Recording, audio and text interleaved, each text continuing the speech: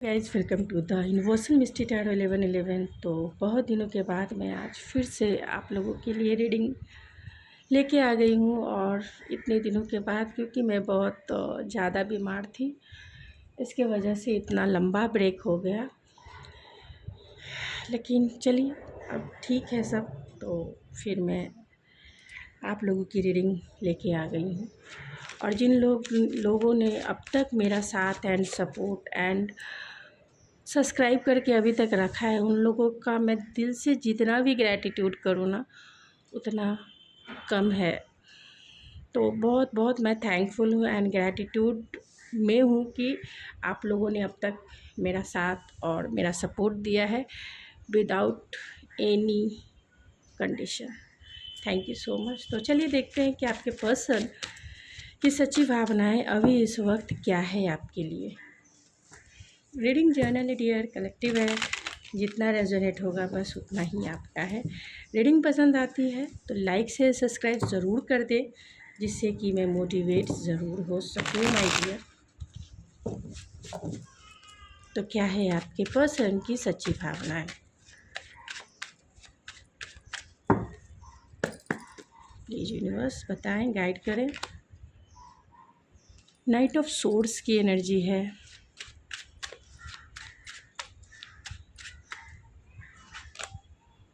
The hanged man, आपके person की सच्ची भावनाएं क्या है? The chariot,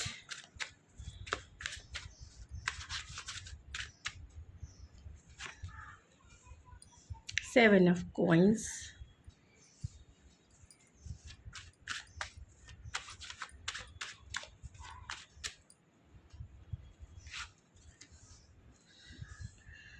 and the king of source. तो बॉटम की एनर्जी है, एस ऑफ सोर्स की एनर्जी है। तो क्या पता आप लोगों को दिखाई दे रहा है कार्ड्स। हो सकता है कि आप दोनों में हैंग्ड मैन की एनर्जी है। बहुत सारे लोग नो कांटेक्ट में हो सकते हैं, लेस कांटेक्ट में हो सकते हैं। इस रिलेशनशिप में कहीं ना कहीं एक प्रोस्पेक्टिव की बात है, यानी आर या पार की बात है, यानी कि एक डिसीजन की बात है। कहीं ना कहीं आपका रिलेशनशिप अभी स्टक हो सकता है। कम्युनिकेशन आपके पर्सन डेफिनेटली करना चाहते हैं। लॉन्ग डिस्टेंस कनेक्शन हो सकता है। कुछ लोगों के लिए ये पर्सन मैरिड भी हो सकते हैं एंड डेफिनेटली ये सोशल मीडिया पे आपको स्पाइस ज़रूर करते हैं। आप इन्हें अपने तरफ बहुत ज़्यादा अट्रैक्ट भी कर रहे हैं। नाइट ऑफ सोर्स की एनर्जी कहीं ना कहीं आपके पर्सन आपके लिए बहुत फाइटिंग की मोड में है। फाइट करना चाहते हैं क्योंकि सिचुएशन में बहुत लंबे समय से स्टक है। चैरियट की एनर्जी है। डेफिनेटली आप दोनों के बीच में चैलेंजेस हो सकते हैं। रिलीजियस फैक्टर हो सकता है, लॉन्ग डिस्टेंस हो सकता है, या आप दोनों के बीच में कुछ ना कुछ चीज़ों के लिए आर्गूमेंट हो सकते हैं, झगड़े हो सकते हैं, या फिर कल्चरल डिफरेंसेस कहीं ना कहीं डेफिनेटली हो सकते हैं।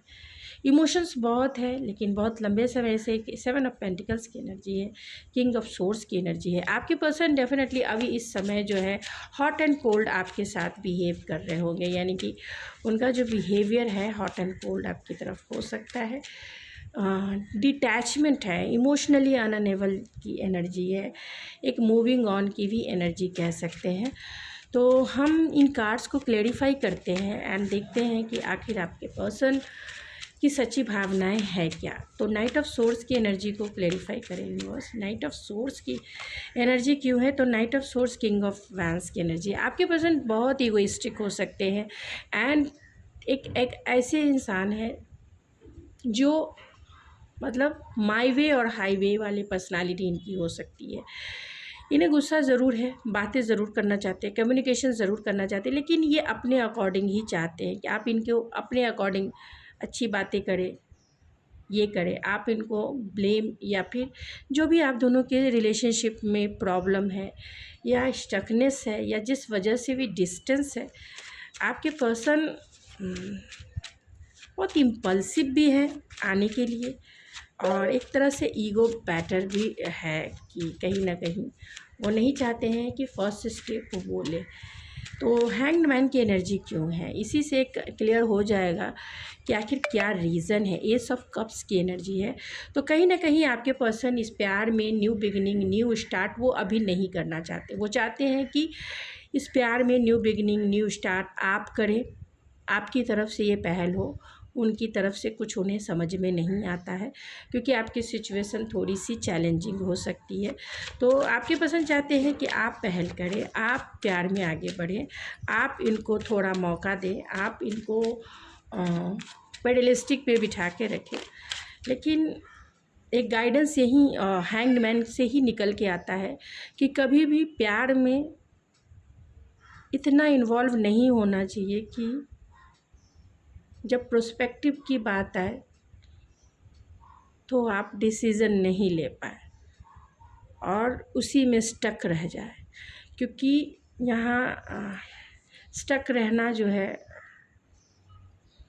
वो एनर्जी सही नहीं होती है किसी भी रिलेशनशिप में। आपको यहाँ से निकलना ही होता है।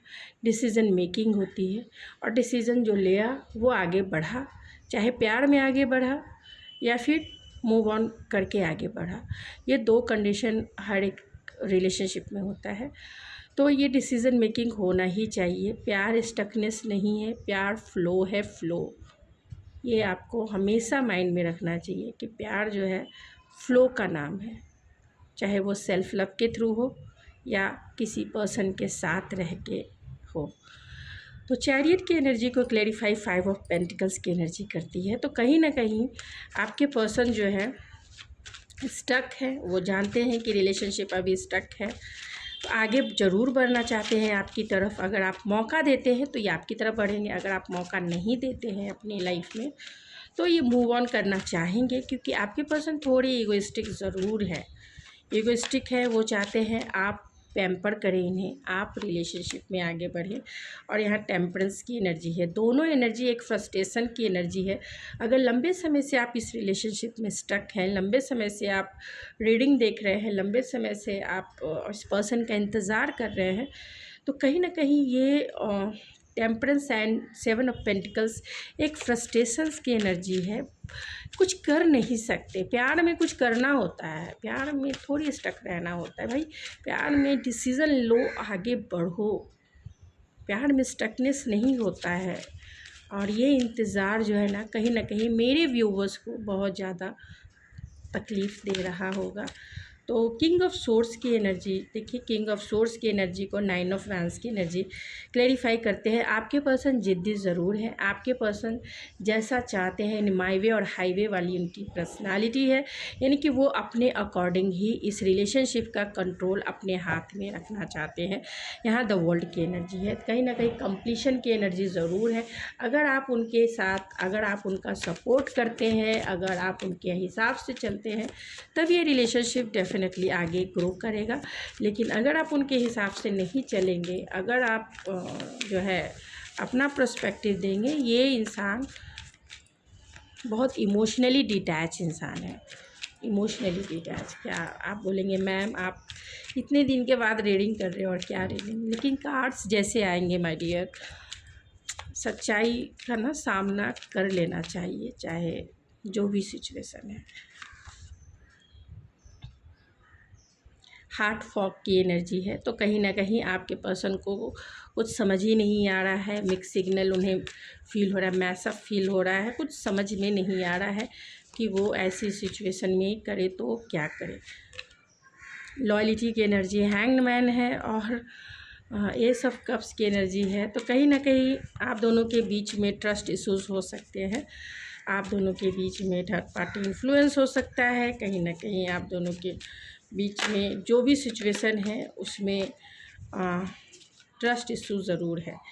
लेकिन आपके पर्सन ट्विन फ्लेम, तो यहाँ चैलेंजिंग सिचुएशन ज़रूर है, इसीलिए है क्योंकि बहुत सारे लोग इस ट्विन फ्लेम कनेक्शन में हो सकते हैं और जहाँ आप दोनों एक दूसरे को मिरर कर रहे हैं, यानी आप जैसा सोच रहे हैं आपके पर्सन भी आपको मिरर कर रहे हैं, नहीं वो भी वैसा सोच रहे हैं। अगर आप मूव ऑन करने के बारे में सोच रहे हैं, वो भी मूव ऑन करने के बारे में सोच रहे हैं। अगर आप न्यू बिगिनिंग के बारे में सोच रहे हैं, वो भी न्यू बिगिनिंग करना चाहते हैं आपके साथ। और अगर आप स्टे करना चाहते हैं, रुकना चाहते हैं, वो भी रुकना चाहते हैं। तो यहाँ पेशेंस की एनर्जी, इतना ज़्यादा फ्रस्ट्रेशंस की एनर्जी इसीलिए है क्योंकि यहाँ रिटर्न की भी एनर्जी है। कहीं ना कहीं आपके पर्सन आपकी लाइफ में रिटर्न होना चाहते हैं, लेकिन तब रिटर्न होना चाहते हैं जब आप उन्हें कोई सिग्नल दें, जब आप उन्हें बुलाएं, जब आप कोई ना कोई अपना साइन दें कि भाई आ जाओ, मैं तुम्हें मिस कर रहा हूँ, ये कर रही हूँ।